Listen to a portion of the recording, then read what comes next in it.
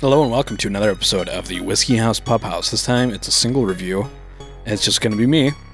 But today we are going to review Jack Daniel's 10-year Tennessee whiskey.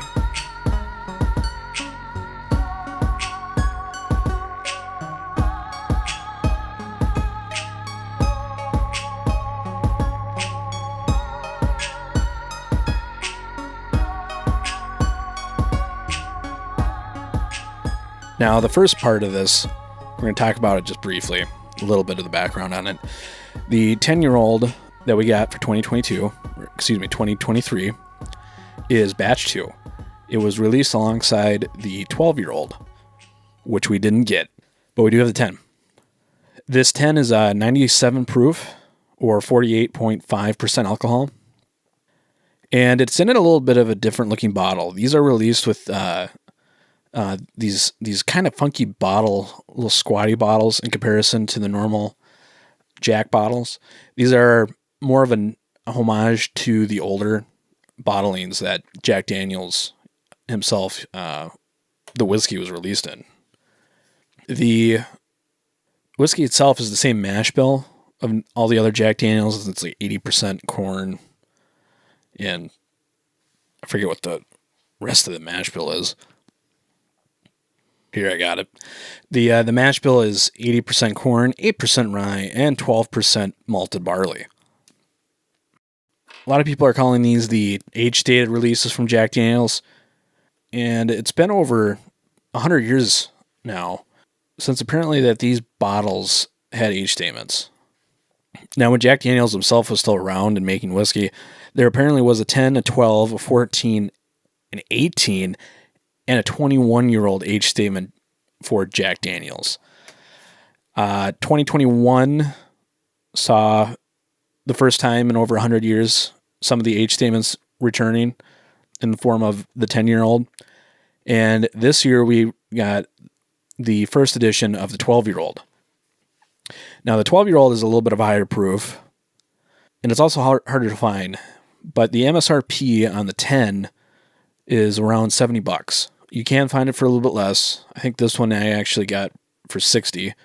Thanks, Henry. And the 12-year is around that $80.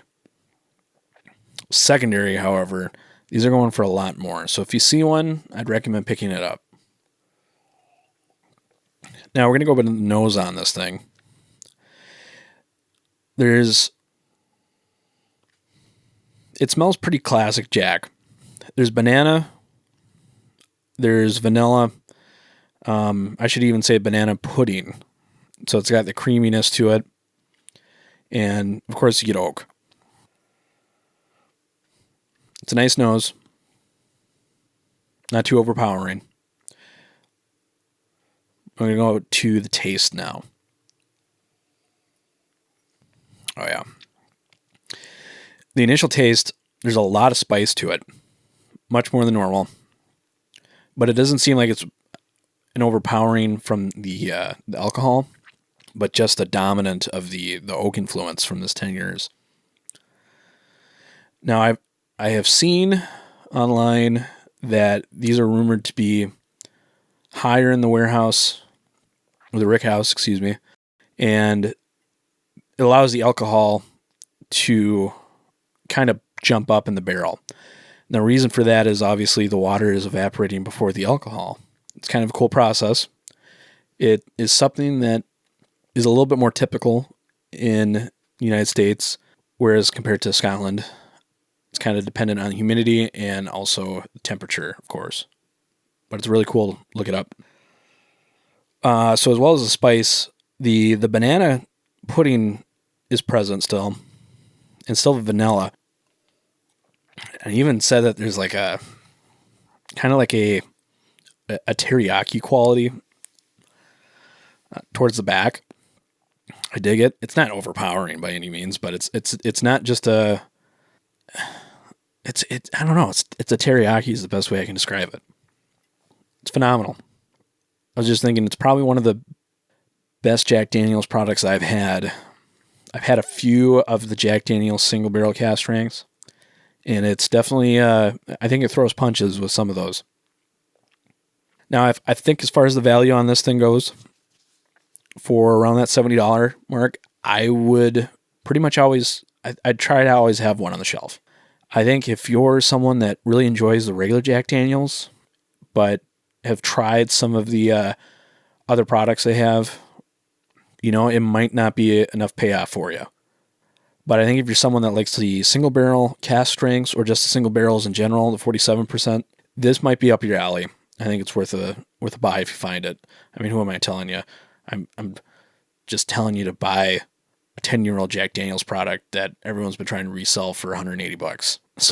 So of course you're going to do it, no matter if you take my opinion or not. But I think that's going to do it. I'm going to give this a final rating, and I'm going to do out of 100, I think, now. But I'm going to I'm going to give this an 82 out of 100. It's pretty great.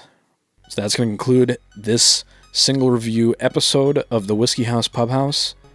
Check us out on Instagram. You can also send me a message on Instagram at Whiskey House Pub House. And we'll see you next time.